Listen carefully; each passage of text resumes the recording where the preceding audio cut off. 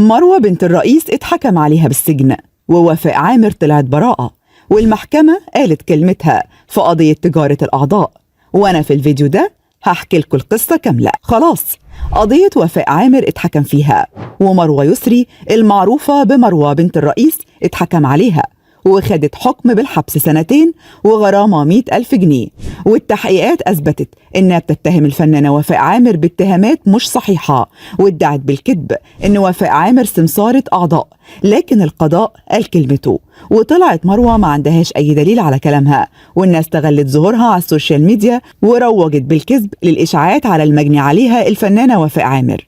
والمحكمة وجهت لمروة اتهامات كتير، منها ترويج إشاعات وسب وقذف وسوء استخدام لمواقع التواصل الاجتماعي وتعمد لإزعاج الفنانة وفاء عامر. وفي النهاية اتحكم عليها في المحكمة الاقتصادية في اسكندرية برئاسة المستشار محمود حسن بالحبس 2 وغرامة 100,000 جنيه.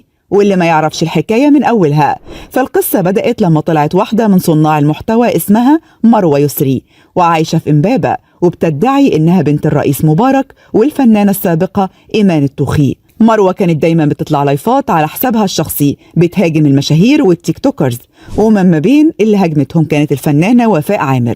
واتهمت مروة الفنانة وفاء بإنها بتشتغل سمسارة أعضاء، وإنها كانت سبب في إن اللاعب إبراهيم شيكا يبيع كليته، وقالت إن شيكا ما ماتش من المرض الخبيث، وإنه مات لأنه باع كليته، وإن وفاء عامر كانت وسيطة بينه وبين اللي اشتروها منه، وإن هبة تركي مرات شيكا هي اللي حرضته على بيع كليته علشان يقدروا يعيشوا في مستوى أحلى.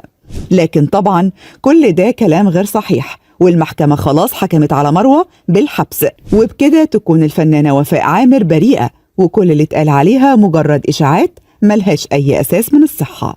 أسرار كل يوم، لكل يوم لون، ولكل لون حكاية.